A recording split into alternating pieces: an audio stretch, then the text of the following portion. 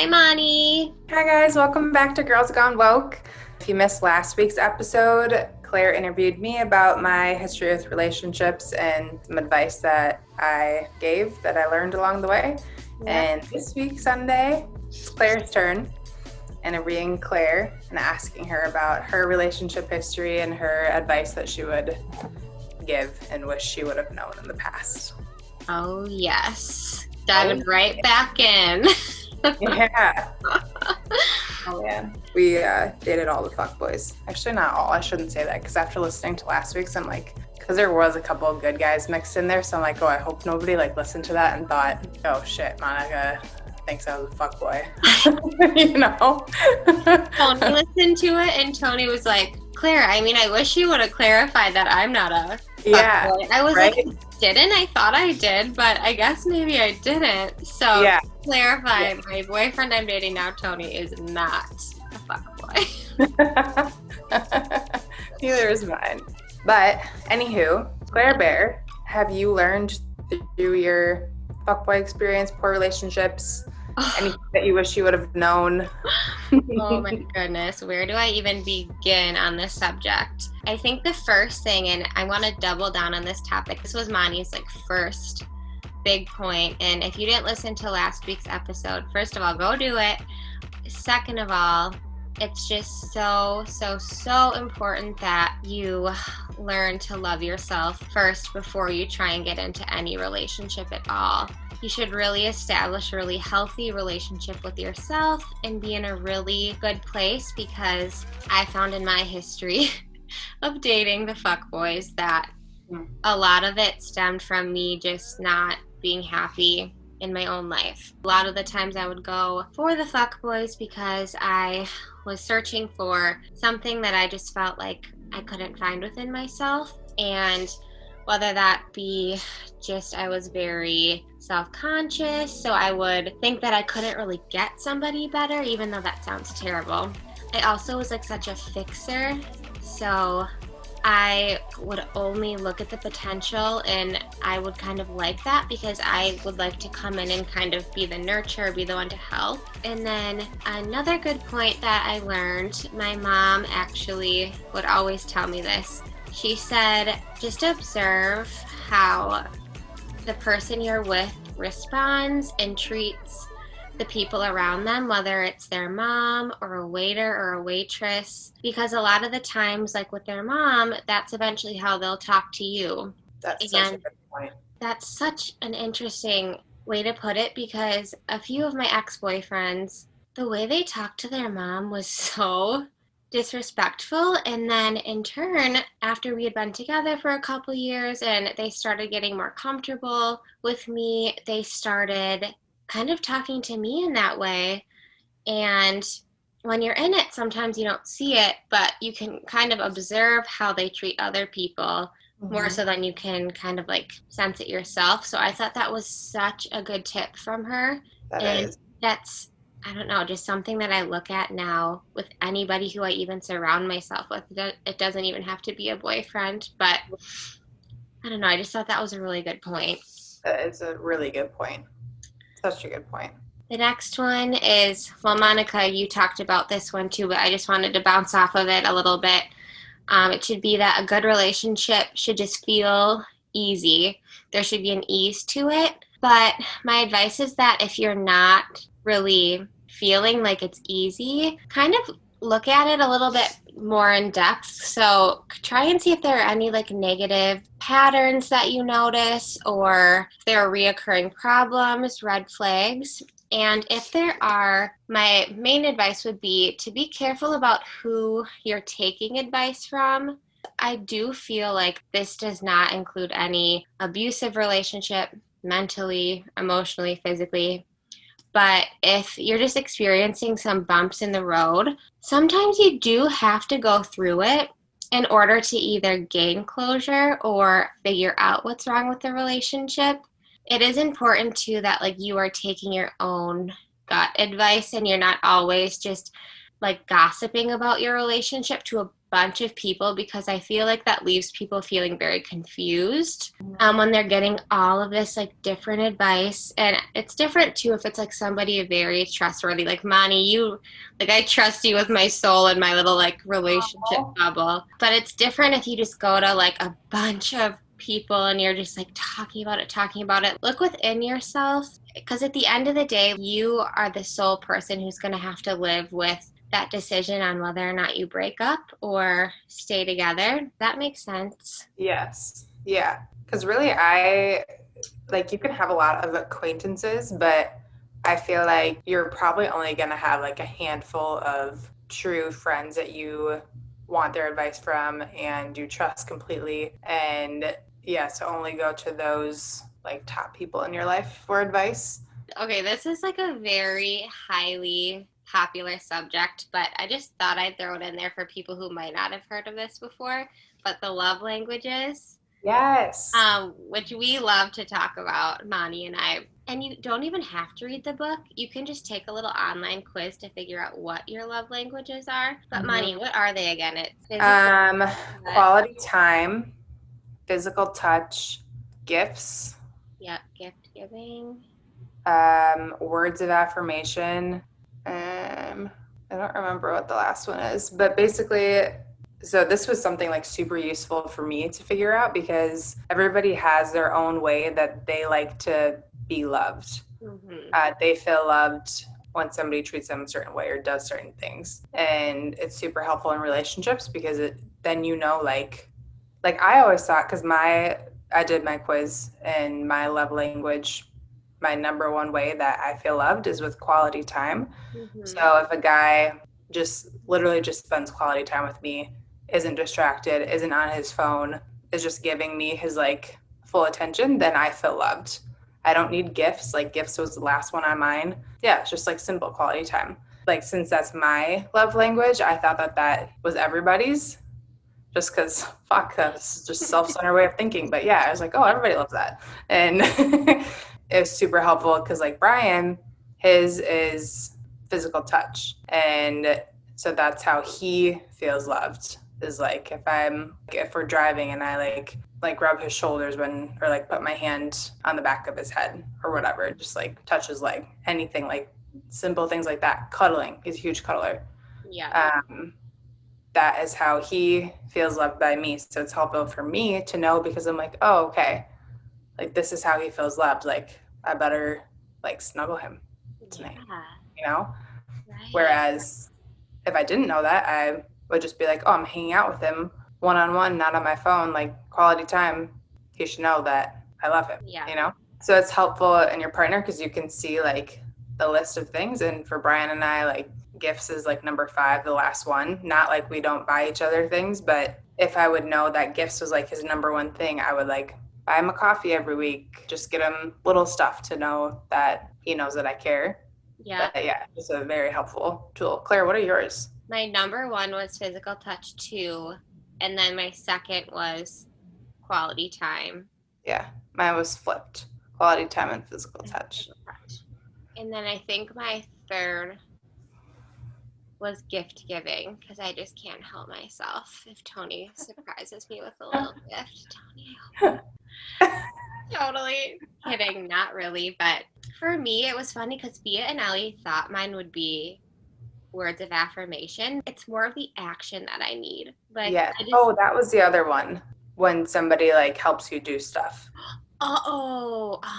Acts of service. Okay, there we go. That was gonna bug me. I was like, it was gonna bug me too. I was just about to look it up. It seems like such an easy thing, but literally in all my past relationships, and it's so terrible of me, but like I was very like egocentric in my thinking where, yeah, I just thought my exes wanted to be loved the same way that I did. And now that I'm more aware of the 5 love languages and I know Tony's, it's so helpful and everybody can benefit from it. Even if it's not, you don't even have to use it if you're like in a relationship or not, just with how you treat people. It's always nice to kind of like learn somebody for who they are and then adjust accordingly rather than just assuming they're the exact same as you. Yes. So yeah, I just thought that was a really great learning lesson for me. And if you guys want to take the test, or if you haven't heard of it, I think you can like Google like the 5 love languages, and there's a little quiz. I'll leave it with once again because Monica nailed it on the head. It's really just about having a really kick-ass relationship with yourself before you even try to get into one, because if not, like looking back at my own history, I dated guys that, and they were all in their own journey, so I don't want to make it sound bad, but they were all internally struggling too. So it was almost just going to be bad from the get-go because we both were in a place where neither one of us like suited for a relationship at that time. So of course we were going to have issues. Whereas with timing, it's just funny how life works, and my relationships have just continuously gotten better. And like Monica also touched on, I don't regret any of those relationships, but it definitely feels good to be where I'm at right now. And wherever you are in your journey, it might take a little while to get there. You might be questioning things, but that all just kind of comes with it. And I'm a firm believer that, like, with time, you start to kind of find the answers that you need. So I hope Yeah. these have been helpful. Yeah. And just like the more you work on yourself, the better you will attract. Yeah.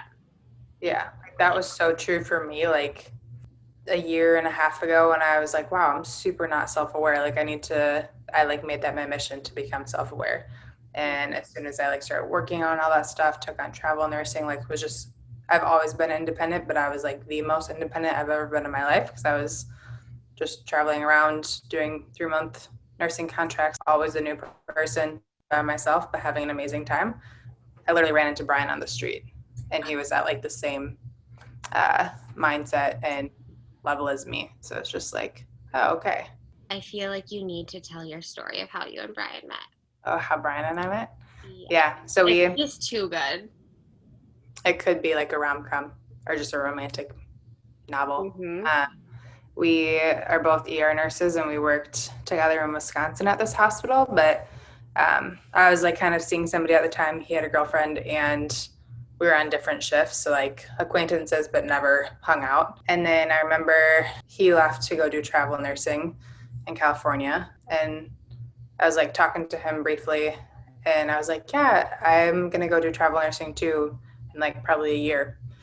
And so fast forward a year, I did end up doing travel nursing and came out to LA, which is where I am now, for a contract. And within like 2 days of moving here, like I knew nobody. I had no contact with Brian. Like I said, I wasn't like friends with him, and I like just never kept in touch. But I was coming back from a workout class and I was crossing the street and he was like walking the other way. I was like, Brian? And he's like, Monica? I'm like, what are you doing here? Like in Santa Monica, all the way across the country. And he was like, Chances. yeah, he was like, well, I live here. Like I'm like, I live here. I took a travel contract. And he's like, I took a travel contract here. Ended up being at the same exact hospital, which what are the chances? Both in the ER. So we were again working together. And then he was like, where are you walking to right now? And I was like, oh, my apartment. Like I live right on this corner. And he was like, that's where I live. We ended up living in the same apartment building too. So it was just crazy. Oh my gosh. Yeah, our rooms were actually like right across from each other. So like my room was here. You could literally just walk across the hall. His room was here. We were strictly like best friends for the first year that I was out here. Like I was seeing somebody intermittently. He was seeing somebody intermittently. And yeah, I was just like, I had no feelings for him other than like my best friend. And then, yeah, we just started becoming more than friends and then started dating. And everyone's like, wow, that's such a crazy coincidence. But I feel like there's no such thing as coincidences. Like that coincidence in itself means to like coincide. There's like a reason that he came into my life at the time that he did. Yeah. It was But like yeah, fate. just literally fate. Yeah. And everybody at work would always be like, because we were such good friends, would be like, why don't you guys just like date each other? And we're like, no. Everybody could see it Mm-hmm. besides for us. I was rooting for it. Like deep Yeah, down I know you are. inside, I was like, I remember calling you and being like, oh yeah, like I have a best friend out here now, and it's Brian. And yeah, he would bring me coffee every morning, like walk across, knock on my door, and just like drop off coffee and like vitamins, like vitamin C before our shift, and like some Such B weird vitamins. things to do. Yeah, like So, strictly as friends. It was just so sweet. But yeah, that was definitely fate. oh, I felt like GGW gang just had to hear that story because it literally deserves to be in a movie. It So, could be. one day. Yeah. I guess, too, my story with how I met Tony, it just goes to show how timing works out for the benefit of you too, because like I Yeah. had just gotten out of it was like a really terrible breakup. I moved to Minneapolis for a different relationship and I was just kind of ready for this like fun, fresh start in a new city. I won't go into too many details, but it was 2 weeks with me like just starting a new job, just like getting an apartment, and my ex and I broke up. And I was just like, what am I going to do? Like, I told myself I wasn't moving there for him, but You deep were. down, it was a big reason. So Yeah. it was just a very scary feeling moving there and then all of a sudden not knowing many people. But it was in that moment that I grew so much. I definitely became an adult within those like first couple months. And then, That forced you to. yeah, it forced me to. Honestly, I always say it was the best thing that could have ever happened. It was a month later. I was in my phase of like, I don't care about anything. I'm an independent woman. Whatever. F boys. I went to Eau Claire to visit my sister, and it was that night, like literally a couple weeks later, that I had met Tony. And it's crazy. Now, looking back at my ex relationship to where I am now, just how much more compatible we are. I don't have to pretend to be somebody I'm not, Yes. which is like the biggest thing for me. Because, like I said in our previous episode, I would completely change myself to like fit this mold that wasn't me for the relationship that wasn't right. So, I just like hope this gives you hope hearing our stories because we both have definitely been through it with our past relationships, and that's Hmm. just part of life. You learn, you get out Yeah. of relationships when they're not right. And Yeah. And just keep working on yourself because you have to make sure that you're truly ready for when an amazing guy comes into your life because it's so easy to flatter ourselves and be like, yeah, I'm ready for a serious relationship. But are you actually? Because, like, if Brian and I were both single in Wisconsin when I was living there a year ago, hmm it would not have worked out. I'm like 110%. Like, I would be like, nope, he's not my type. And I would never talk to him. And that would be the end of it. I needed to do a lot of work on myself to get to where I am now. He needed to do a lot of work on himself to get to where he was now. And universe had a perfect timing for us where we were both very independent, very self-aware, and we met at that moment when we were both ready for it. right. So just be patient with it and know that it's going to happen when it's supposed to. And even though that can be the most annoying thing to hear, it's true. Like, I personally don't believe that you have to like go out of your way to like meet people and go on all these dating apps, even though they can work. Like, I just feel like the universe is going to place that person in your life when you're ready for it. That just reminded me too, with society there are so many like weird pressures whenever, because I'm 27, so I don't think of myself as old. Like I still feel pretty young. Whenever I go to like family gatherings, they're like, Claire, and they'll like be Oh, like all of the engagement pressure and wedding pressure. But because my parents are divorced now, in hindsight looking back on it, my mom's like, I just really wanted to be married. The idea of it just sounded so great. I really wanted a family, but I knew that it wasn't right. Even before I walked down the aisle, I was terrified. And you also don't want to find yourself in a situation like that where you're just kind of settling. Like, I don't want anybody to get in a situation where they just feel like they're kind of stuck. So it's also important to know that you can get out of a relationship if you're not feeling happy and content in it anymore. And it's okay. Heartbreak is like the worst pain in the world. But like I said before, when one door closes, another one will open, and better than getting into something and it not working out. I totally agree with that because it can be so like people I feel like can stay in relationships for the comfort of it and because it can be so scary breaking up with somebody that you've spent so much of your life with and you like almost feel like that's a piece of you and breakups they suck because you know somebody so well and then they're just out of your life almost like a death. Yep, you grieve it. Yeah, and you have to like mourn that person, but and so it's very scary pulling the trigger with that and then stepping into the unknown. But how I look at it is like it would be more scary to me getting caught in that relationship that you know that you're not supposed to be in and having them limit you or hold you back, not pulling the trigger because if you step out of that, you could find somebody a million times better who actually like adds value to your life and makes you happy. Yes. Don't confuse comfort with love. That's actually a really good point. Yeah, you don't want to just get complacent. You don't want to go through the motions like we've always talked about, just like coasting through life. You want there to be that spark and you want to have that excitement. And that's not to say it's going to be perfect. I mean, life is hard and you're going to have to go through things together, but Mm-hmm. you still always want to have that feeling that, okay, yes, this is really right. Yeah. And I think that's only something that you yourself will feel. Hang on to that because it's special. Mm-hmm. We could talk about this for so long because there are so many good points too that just keep coming up.